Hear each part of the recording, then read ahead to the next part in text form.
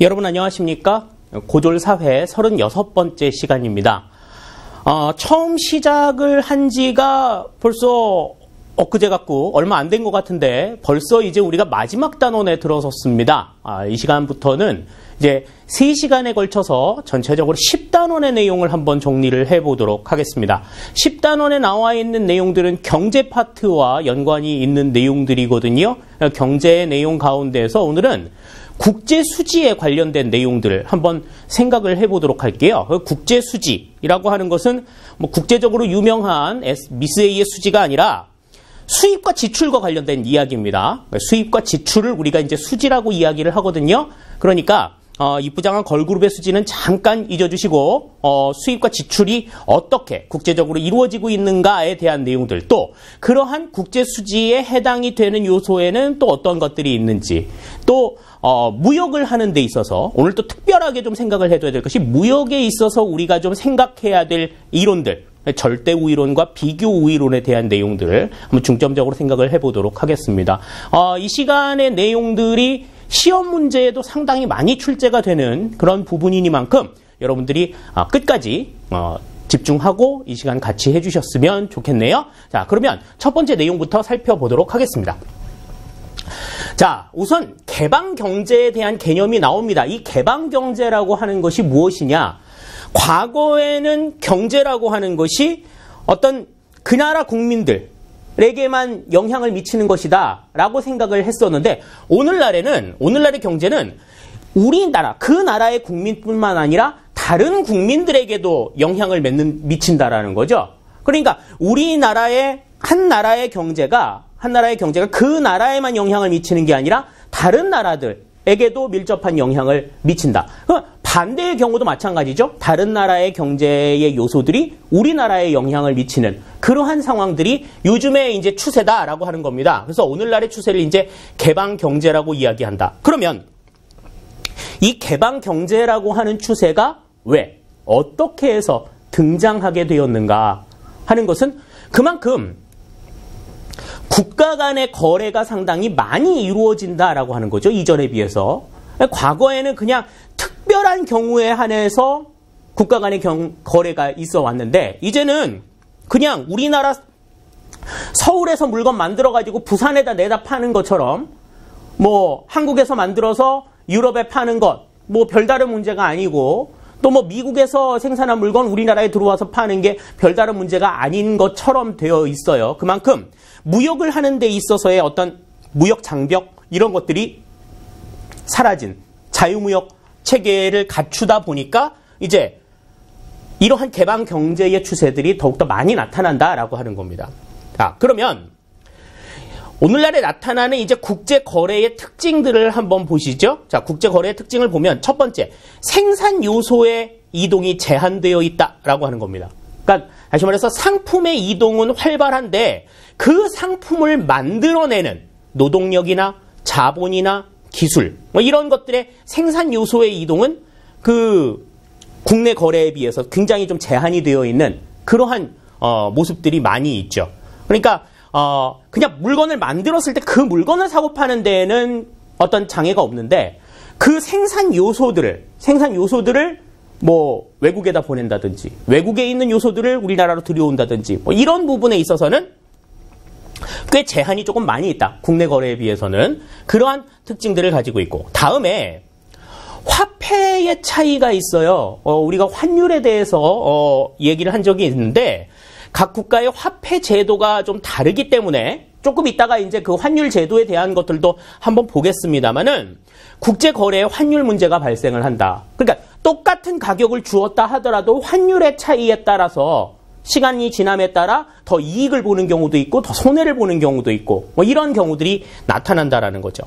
다음에 나라마다 자연 환경이나 어떤 자원의 보유 현황, 또 기술 수준, 뭐 이런 것들이 다르기 때문에 똑같은 제품을 만든다 하더라도 생산비나 가격 차이가 발생을 하게 된다라고 하는 겁니다. 그러니까 과거에는 뭐 어떠한 제품 하나를 만든다 그랬을 때 그 제품을 그 나라에서만 생산, 동일한 환경에서만 만들기 때문에 가격이라든지 이런 것들이 뭐 그렇게 별다르게 차이가 없었는데, 똑같은 제품들을 여기서도 만들고 저기서도 만들고 다른 여건에서도 계속 만들어내다 보면 그 만들어내는 여건에 따라서 제품의 가격이 다르게 나타날 수 있다라고 하는 것이 또 국제거래가 보여주는 하나의 특징이다. 이렇게 생각을 할 수가 있겠어요.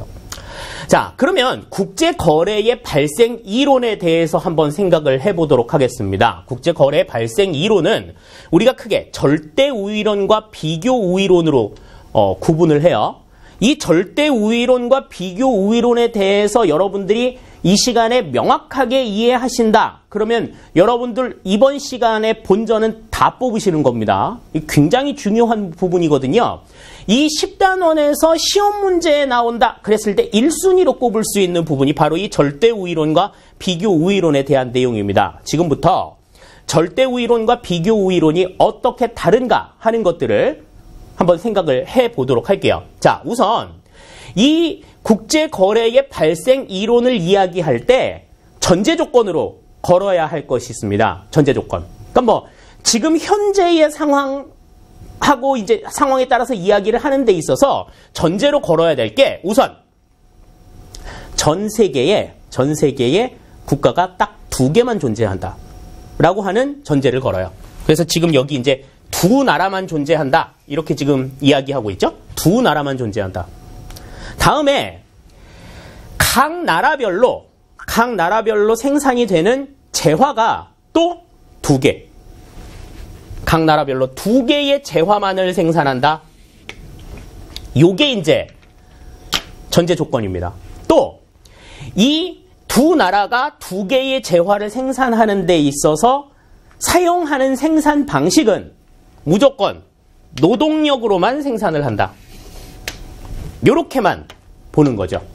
요렇게만 보고 또 국가 간 생산 요소는 이동하지 않는다라는 전제 아래에서 진행을 하는 겁니다. 그러니까 가장 대표적으로 얘기해야 될 것이 바로 이 국가, 이 재화라고 하는 전제를 가지고서 지금 이 절대 우위론과 비교 우위론은 생각을 해줘야 돼요. 조금 있다가 그 부분에 대한 이야기는 다시 한번 말씀을 드리겠습니다. 절대 우위론은 애덤 스미스, 여러분들이 잘 아시는 애덤 스미스에 의해서 주장이 되었고, 비교 우위는 이제 데이비드 리카르도라고 하는 경제학자가 주장을 한 내용입니다. 그런데 자, 절대 우위론이라고 하는 거는 이렇게 말해서 이거예요. 하나의 재화를 어느 국가가 더 경제적으로 생산하느냐, 요걸 보는 겁니다. 하나의 재화를 어떠한 나라가 더 경제적으로 생산하느냐. 그래서 두 국가 중에 특정 재화를 두 국가 중에 더 경제적으로 생산하는 국가가 그 재화를 생산하는 거죠. 예를 들어서 A 국가가 있고 B 국가가 있을 때, 자, A 국가는 가 재화를, B 국가는 나 재화를 더 경제적으로 생산한다. 그렇게 생각하면 A 국가는 가 재화, B 국가는 나 재화만 생산해가지고 서로 교역을 하는 것이 두 국가에게 모두 이익이다 라고 하는 이론이 바로 이 애덤 스미스가 주장한 절대 우위론이에요. 절대 우위론.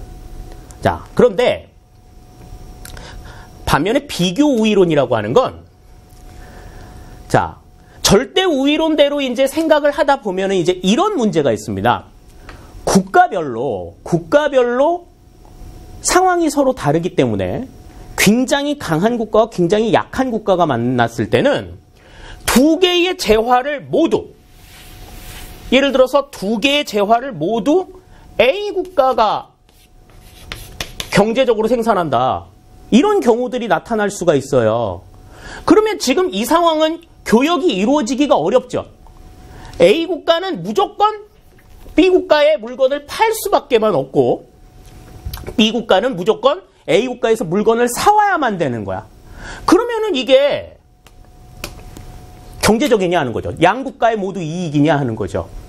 그래서 이 비교 우위론이라고 하는 것은 어떠한 체제로 움직이느냐 하면, 자, 가 재화와 나 재화,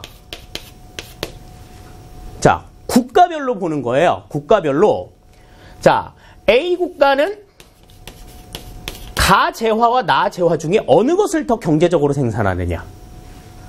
B 국가는 가재화와 나재화 중에 어느 걸 더 경제적으로 생산하느냐. 그래서 A 국가는 가재화, B 국가는 나재화를 더 경제적으로 생산한다라고 봤을 때 이 서로 경제적으로 생산하는 이 두 개의 재화를 서로 교환하는 것이 전체적으로 양국가에 모두 이익이다라고 보는 경제 이론이 바로 이 비교 우위론이 되겠습니다. 그래서 절대 우위론의 공식에 대해서 물어보는 문제는 시험 문제 잘 안 나와요.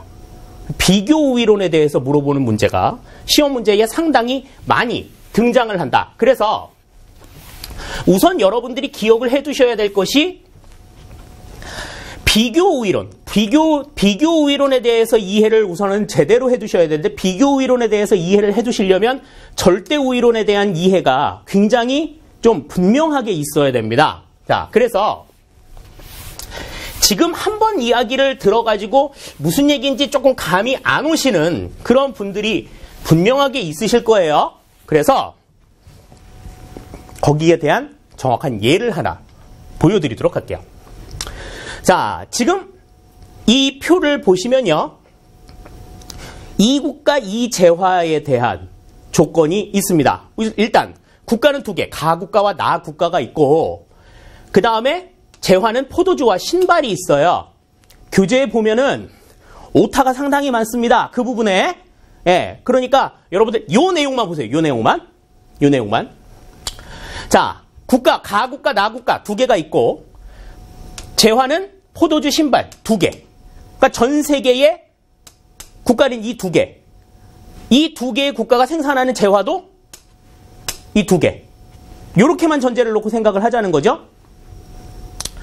자, 일단 절대 우위론의 입장에서 한번 볼게요. 절대 우위론의 입장은 아까 뭐라고 말씀을 드렸어요? 하나의 재화를 두 개의 국가 가운데 누가 더 경제적으로 생산하느냐? 요걸 보는 거라 그랬죠? 자, 그러면 포도주부터 한번 볼게요.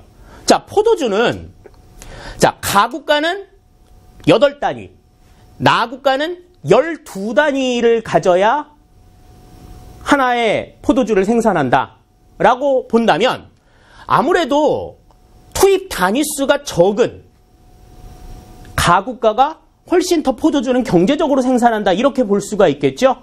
따라서 포도주를 생산하는 거는 가국가가 더 경제적이다. 우리 이렇게 볼 수가 있는 겁니다. 자, 그러면 이제 신발을 한번 보죠. 신발은 가국가는 노동력이 9단위가 들어가고 나국가는 10단위가 들어갑니다. 자, 그러면 신발을 누가 더 어디서 더 경제적으로 생산해? 신발 역시도 가국가에서 더 경제적으로 생산을 한다. 절대 우위론으로 봤을 때는 지금 가국가가 포도주와 신발을 가국가가 전부 다 생산을 해야 되는 상황이 발생을 하는 거죠. 그래서 이 상황을 우리가 뭐라고 이야기하느냐? 가국가는 신발과 포도주와 신발 모두에 다 절대 우위를 가진다라고 이야기를 하는 겁니다. 자, 그런데 이렇게 되면은 아까도 말씀을 드렸다시피 교역이 이루어질 수가 없어요. 가국가는 무조건 수출만 하고 나국가는 무조건 수입만 해야 되는 상황이 발생을 하는 거야. 자, 그러면은 이제 이것을 새롭게 비교 우위의 관점에서 한번 보자고요. 자, 비교 우위는 아까 뭐라 그랬어요?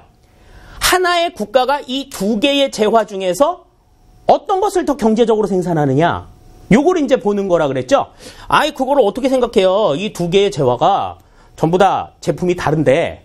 자, 일단 두 개의 국가가 어떤 식으로든 이 두 개 하나를 생산한다고 하면 이 두 개의 가치는 똑같다라고 일단은 가정을 해보자고요. 자, 그러면 우선 가국가부터 한번 볼게요.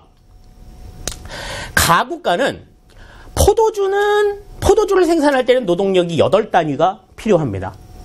근데 신발을 생산할 때는 노동력이 9단위가 필요하죠. 그러면 이 가국가는 둘 중에 어느 걸 생산하는 게 훨씬 더 경제적이에요? 똑같은 포도주와 신발이 똑같은 가격이라면 포도주를 생산하는 게 훨씬 더 경제적이다. 이렇게 생각을 할 수가 있겠죠.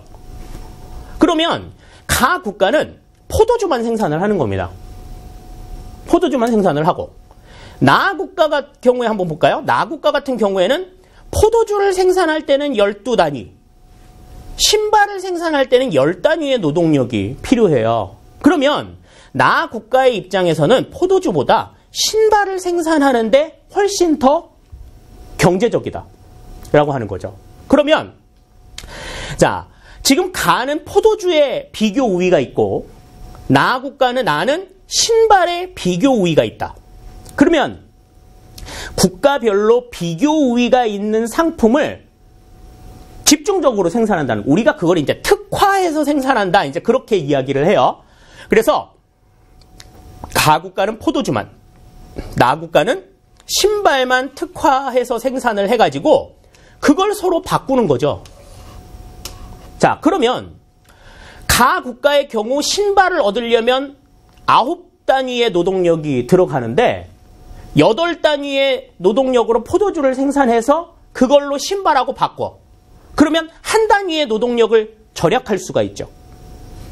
반면에 나 국가의 입장에서도 포도주를 생산하려면 12단위의 노동력이 필요한데 10단위의 노동력으로 신발을 하나 만들어가지고 그걸로 포도주랑 바꿔. 그러면 나 국가의 입장에서도 2단위의 노동력을 줄일 수 있는, 절약할 수 있는 그러한 모습이 되는 겁니다. 그러면 생각해 보세요. 지금 가 국가 같은 경우에는요, 신발을 8단위, 그러니까 신발을 포도주를 8개 만들어서 8병을 만들어서 신발 8켤레를 바꾸면 한 켤레 정도를 더 얻을 수가 있죠. 노동력이 8단위가 절약이 되니까. 여기도 마찬가지로 신발을 5켤레 만들어가지고 포도주하고 바꾸면 포도주 한 병 정도는 더 얻을 수 있는 그러한 이익들이 생기는 겁니다. 그래서 이 비교 우위의 관점에서 놓게 되면 가 국가는 포도주, 나 국가는 신발을 특화해서 생산해서 교환을 하게 되면 가 국가나 나 국가 서로에게 다 이익이 될 수 있다라고 하는 거죠. 그래서 이 비교 우위의 관점에서 어떠한 제품이 더 특화가 되어 있느냐 하는 것들을 계산하는, 생각하는 요 내용은 시험 문제에서 굉장히 중요하게 다루어지는 부분들입니다. 만약에 지금 여러분들 한 번에 이해가 잘 안 되셨다라고 하면 반복해서 조금 더 생각을 해보시기를 바랄게요. 네, 그래서 이 비교 우위와 관련된 내용들은 반드시 조금 정리를 해두셔라. 분명하게 강조를 드리겠습니다. 자, 다음에 이제 국제수지입니다. 국제수지. 국제수지라고 하는 것은 자, 일정한 기간 동안에 우리가 흔히 이제 여기서 말하는 일정한 기간은 매년 1월 1일부터 12월 말일까지 1년 기간을 둡니다. 자, 국제 거래를 통해서 한 나라가 수취한 외화와 지급한 외화의 차이를 비교한 것. 다시 말해서 이거는 들어온 외화와 나간 외화의 차이. 이걸 이제 보는 거라는 거죠. 그래서 국제 수지의 종류를 보시면 그렇게 들어오고 나가는 외화의 차이를 보시면 우선 크게 경상수지와 자본수지로 구분을 할 수 있습니다. 자, 근데 이 경상수지라고 하는 건 어떠한 재화나 서비스를 받고 거기에 대한 대가로 지불하는 것, 재화나 서비스를 제공하고 받는, 그러니까 어떠한 재화와 서비스를 제공하거나 제공받는 대가로 주고받는 어떤 외화의 수입과 지출, 이것을 우리가 경상수지라고 이야기를 해요. 그래서 경상수지의 종류에는 첫 번째 상품수지가 있습니다. 이 상품수지는 눈에 보이는 물건, 재화를 사고 팔면서 이동하는 외화의 수지를 이야기합니다. 그래서 상품의 수입이나 수출과 관련해서 얻어지는 국제수지, 이걸 우리가 상품수지라고 이야기를 하고요. 다음 서비스 수지라고 하는 것은 눈에 보이지 않는 서비스예요. 눈에 보이지 않는 서비스를 사용하는 대가로 얻어지는 수지, 이것을 우리가 서비스 수지라고 이야기를 합니다. 다음에 소득 수지라고 하는 게 있어요. 이 소득 수지라고 하는 건 이 외화를 단순하게 뭐 재화와 서비스를 사고 파는 데만 사용하는 게 아니라 외화를 가지고 투자도 하죠. 그러면 외화를 투자했을 때에 얻어지는 이익, 뭐 어떤 뭐 주식 투자를 해가지고 배당금을 얻었다든지, 아니면 어디 뭐 부동산에 투자를 해가지고 투자 이익을 얻었다든지, 또 외국 주식을 사가지고 주식의 혜택을 받다든지, 이런 것들, 이러한 것들을 통해서 얻어지는 이익입니다. 그래서 뭐 외국에 나가서 벌어들인, 그러니까 뭐 노동력을 직접 제공해가지고 외국에서 벌어들인 돈이라든지, 또 그 외국인 해외 지역에 직접 투자를 해가지고 얻은 이자나 배당금, 이런 것들이 이제 소득수지가 되는 거예요.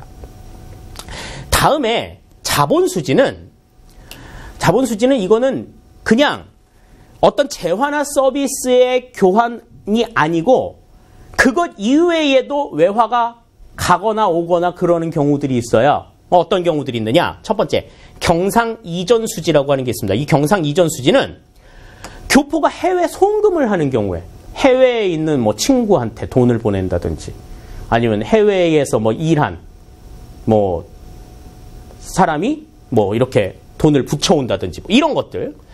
또 구호식량들, 뭐 난민들을 구호하기 위해서 대가 없이 주는 것들 있죠. 대가 없이 주는 것들, 무상 원조, 또 국제기구 출연금, 이렇게 물건을 사고 파는 어떤 대가를 얻는 대가로 주는 대가성의 지출이 아닌, 대가성의 수입이 아닌 그냥 거저 주고 거저 받는 거, 이게 이제 경상이전수지예요. 다음에 투자수지가 있습니다. 투자수지는 돈을 빌려오고 빌려주는 거 있죠. 우리가 그걸 이제 뭐라고 합니까? 차관이라고 이야기를 하죠. 차관을 도입하거나 차관을 제공하는 그러한 것들. 그 다음에 증권 투자와 관련된 것들, 이거는 이제 투자수지에 들어가요. 그리고 기타 자본수지는 경상수지는 아닌데 이 경상이전수지와 투자수지도 아닌 것들. 다시 말해서 뭐 해외 이주비라든지 해외 동포의 어떤 증여성 송금액 관련해서 내가 이거 너 줄게, 이렇게 주기 위해서 보내는 이러한 것들이 이제 기타 자본수지에 해당이 된다. 중요한 거는 시험 문제에는 좀 이 경상수지에 대한 내용들이 상당히 많이 나와요. 왜냐하면 재화나 서비스를 주고받는 대가, 이런 것들이 이제 주로 국제 거래에 이루어지는 내용들이기 때문에 그 국제 거래에 의해서 형성이 되는 수지는 대개 상품 수지나 서비스 수지거든요.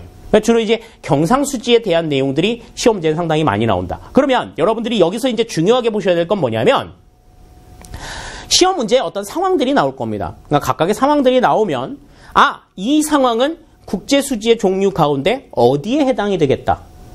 일단 재화와 서비스를 사고 파는 대가냐 아니냐, 그러면은 경상수지냐 자본수지냐가 나올 거고, 그러면 만약에 경상수지다 그랬을 때는 그것이 주고받는 것이 대가가 뭐 눈에 보이는 재화냐, 보이지 않는 서비스냐, 아니면 그 이외의 소득이냐, 뭐 이런 것들에 따라서 각각 상품 수지, 서비스 수지, 소득 수지로 나뉘게 된다. 이러한 것들을 딱 상황을 보고서 이건 어디에 해당이 된다라고 하는 걸 연상을 해 놓으셔야 된다라는 거죠. 그렇게 되면은 국제 수지에 대해서는 확실하게 여러분들이 이해를 하고 있다, 이렇게 볼 수가 있겠습니다. 그 이상의 굉장히 뭐 좀 깊이 있는 내용들이나 이런 것들은 시험 문제는 잘 나오지 않아요. 그러니까 국제수지의 하나의 상황이 국제수지 종류 중에 어디에 해당되는가, 이것을 머릿속에 딱 연상해서 바로바로 떠올리실 수가 있어야 된다 하는 것 강조를 드리겠습니다. 자, 그러면 국제수지가 흑자다, 뭐 뉴스에 이제 그런 얘기들이 많이 나올 텐데, 국제수지가 흑자다라고 하는 거는 수취한 외화, 다시 말해서 들어온 외화가 지불한 외화, 쓴 외화보다는 좀 많다라는 거죠. 그러니까 벌어들인 돈이 쓴 돈보다 더 많을 때 우리가 그것을 흑자라고 이야기를 합니다. 그러면 보죠.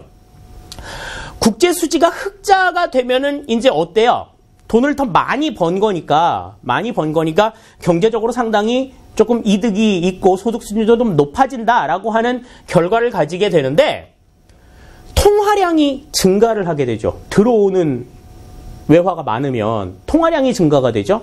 자, 통화량이 증가가 되면은 어떻게 됩니까? 인플레이션이 발생을 하죠. 인플레이션이 발생하면 물가가 상승을 한다. 그러니까 물가가 상승을 하게 되고 또 통화량이 증가하게 되면 이제 무역을 하는 데 있어서도 여러 가지 무역 마찰을 일으킬 수 있는 가능성이 있다라고 하는 걸 생각을 해야 돼요. 그러니까 흑자라고 하는 것이 무조건 좋은 거다. 이렇게만 보기는 어렵다라고 하는 겁니다. 물가 상승이나 무역 마찰을 일으킬 수 있는 그러한 여지들이 있다라고 하는 점을 생각을 해 주셔야 되고요. 다음에 국제 수지가 적자다라고 하는 거는 번 돈보다 쓴 돈이 더 많을 때죠. 자, 번 돈보다 쓴 돈이 더 많을 때는 일단 어떻게 됩니까? 통화량이 감소하게 된다라고 하는 거죠. 자, 통화량이 감소하게 되고 또 번 돈보다 쓴 돈이 더 많다라고 하면은 그 마이너스가 된 부분들은 전부 다 뭘로 남아요? 부채로 남을 거 아니에요. 부채.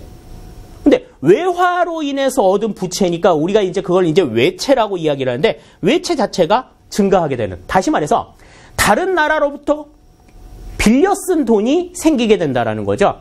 외채가 증가를 하게 된다. 그러면 이제 어떻게 되겠어요?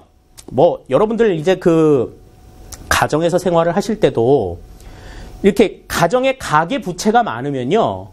일을 굉장히 열심히 하고 싶은 것도 못 하는 거 되게 많고 먹고 싶은 것도 못 먹는 거 되게 많고 그렇잖아요. 빚 갚는데 애써서 다 써야 되니까.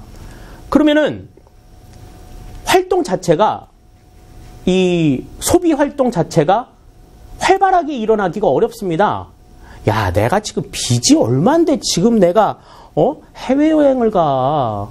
내가 지금 빚이 얼만데 내가 지금 뭐 맨날 외식하고 맨날 그러니 이렇게 될 수 있을 거 아니에요.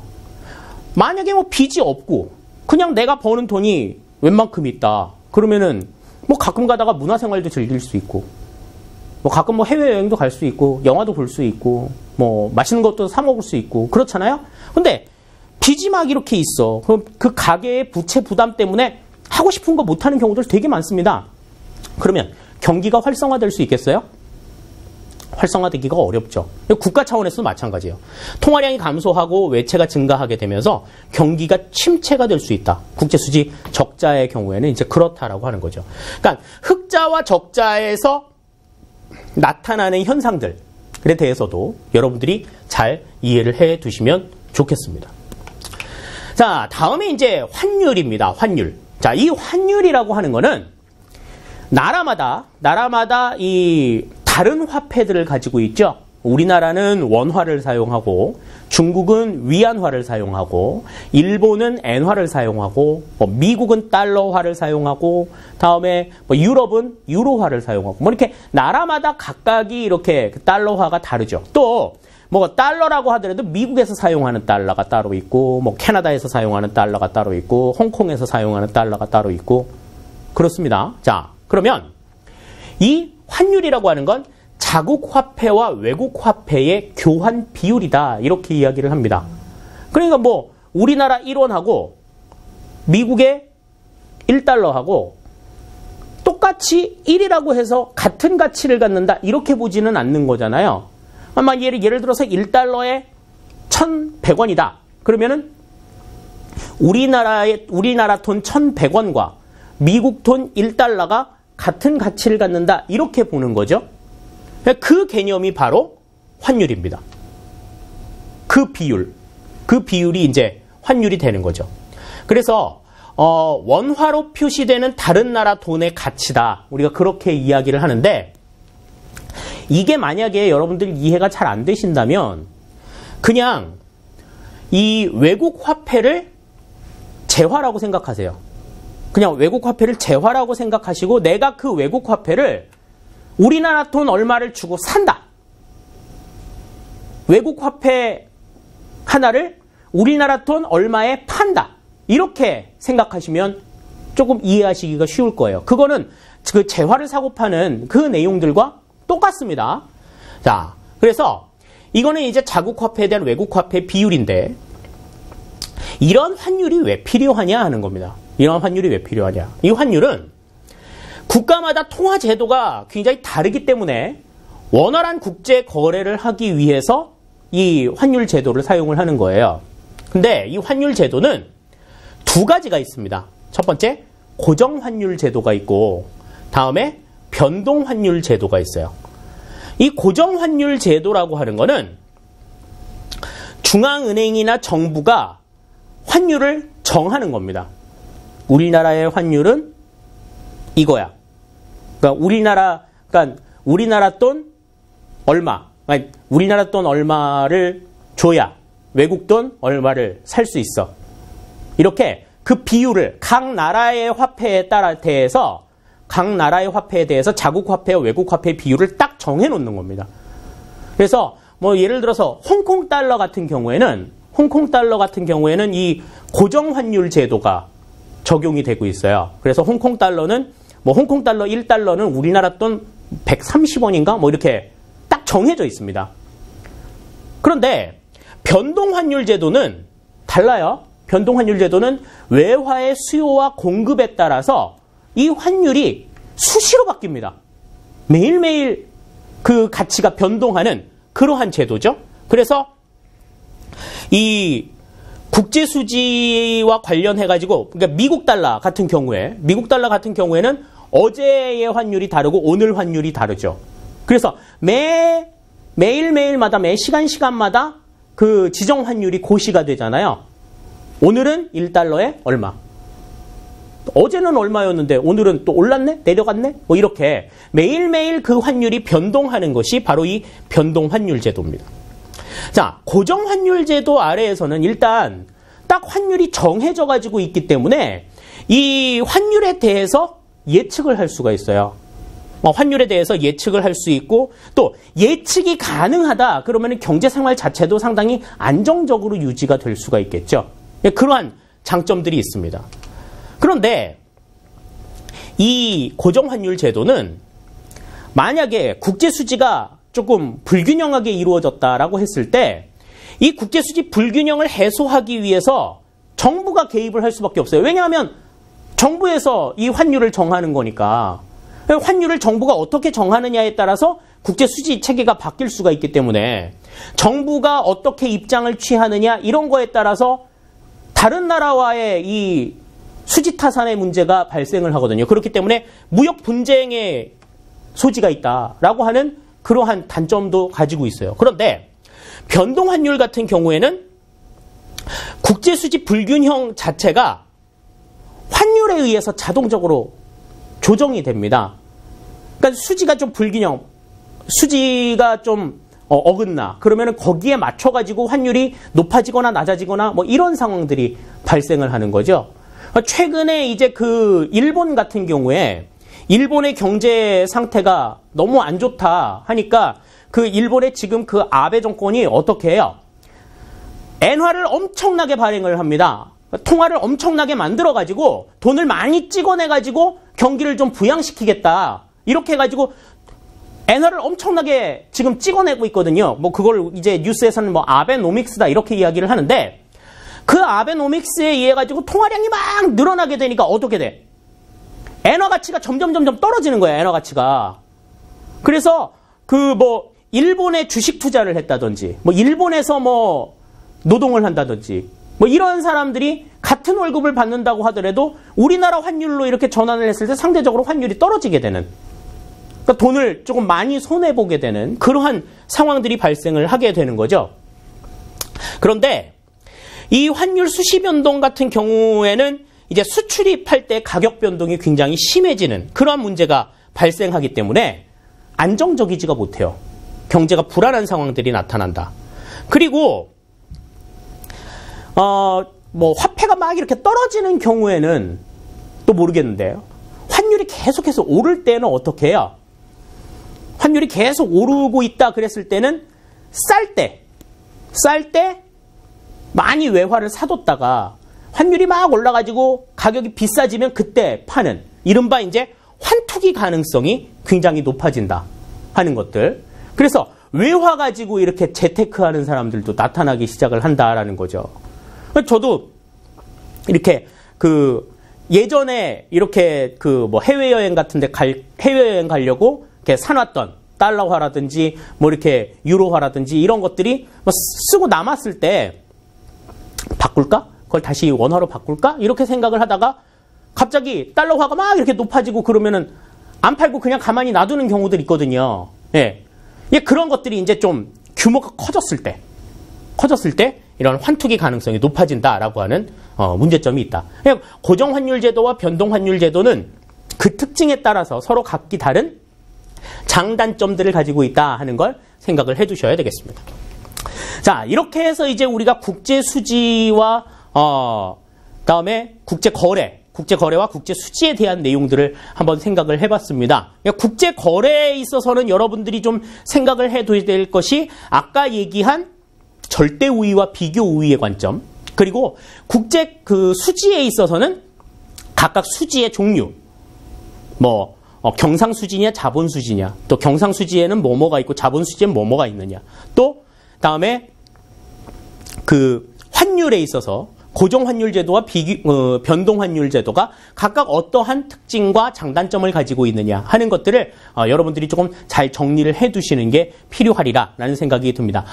설명하면서도 말씀을 드렸지만 지금 절대 우위론과 비교 우위론만 확실하게 이해해 두셔도 여러분들 이 시간에 배운 내용들 충분하게 보람을 느끼실 수가 있다라고 하는 것 생각을 해 두시기를 바라겠습니다. 모르는 부분이 있다 그러면 꾸준히 계속해서 반복하시는 연습 잊지 않으셨으면 좋겠습니다. 꼭 반복해서 여러분들 확실하게 이해하시고 넘어가셔야 한 문제라도 더 맞출 수 있는 그러한 길이 열린다 하는 것 다시 한번 강조를 드리겠습니다. 수고하셨습니다. 감사합니다.